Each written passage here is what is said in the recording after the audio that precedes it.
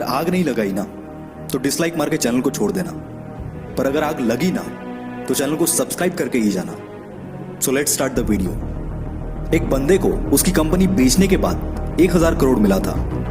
उसने वो सारा पैसा अलग अलग बिजनेस में लगा दिया और खुद रेंट से रहने लगा। कोई पागल ही कर सकता है ना ऐसा, क्योंकि कोई नॉर्मल इंसान होता तो गाड़ी बंगला खरीदने में ही बहुत सारा पैसा खर्च कर देता। यह पागल इंसान और कोई नहीं, इलॉन मस्क है, जो कि आज वर्ल्ड की कई लीडिंग कंपनीज का मालिक है और आज इसकी नेटवर्थ है 1,40,000 करोड़। और यह सब उसके पागलपन, उसकी जिद का ही नतीजा है। क्योंकि भीड़ के साथ चलना तो बहुत आसान है, पर पागलपन ही चाहिए भीड़ से हटकर कुछ करने के लिए। जिस बंदे को कभी उसकी भारी आवाज की वजह से रेडियो से रिजेक्ट कर दिया गया था, उसने जिद पकड़ी और वो मुकाम हासिल किया जिसके कई लोग सिर्फ सपने ही देखते हैं। जी हाँ, मैं बात कर रहा हूं अमिताभ बच्चन की।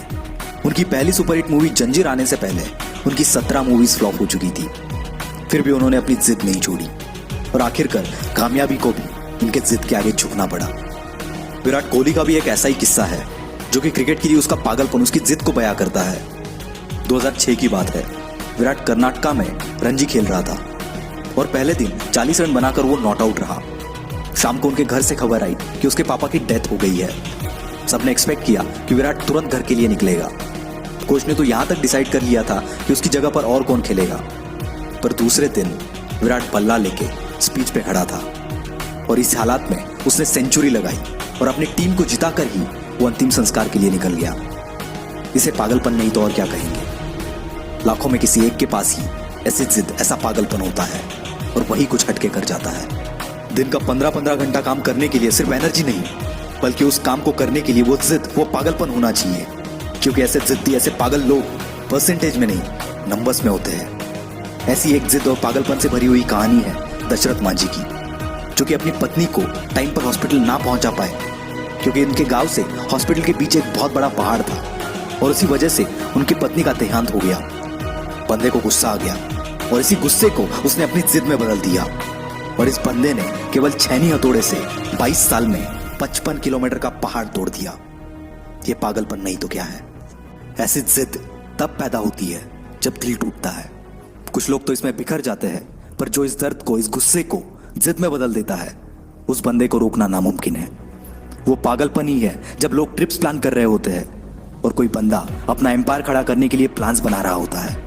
जब सब नौकरी ढूंढने के चक्कर में होते हैं, तब कोई पागल नौकरी देने की सोचता है और ऐसे ही पागल आगे जाके बिल गेट्स, स्टीव जॉब्स बनते हैं।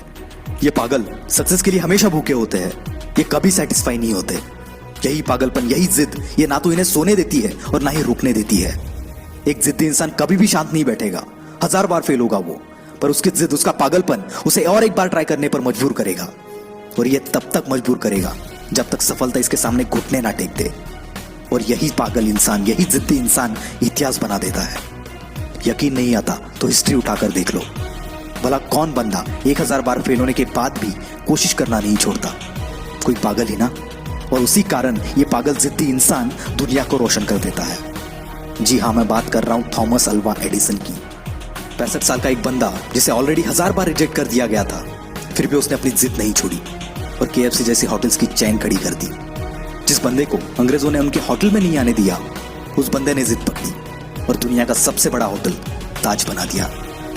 दोस्तों, ये एक जिद ही है जो एक नॉर्मल इंसान को एबनॉर्मल बनाती है और फिर ये एबनॉर्मल लोग ऐसा कुछ कर जाते हैं जिसके बारे में नॉर्मल लोग सोचने से भी डरते हैं। इसलिए आपको जो भी अच्छा लगता है, जो भी आप करना चाहते हो, पागल बन जाओ उसके लिए और जान लगा दो उसे हासिल करने के लिए। क्योंकि जब तक ये जिद, ये पागलपन आपके अंदर नहीं आएगा, तब तक आप नॉर्मल ही रहोगे। और अगर नॉर्मल रह के ही मरना है तो ऐसे ही जियो, पर एबनॉर्मल बनना है तो जिद्दी और पागल बनना पड़ेगा। वीडियो अच्छा लगा तो ही लाइक करना, शेयर करना और हमसे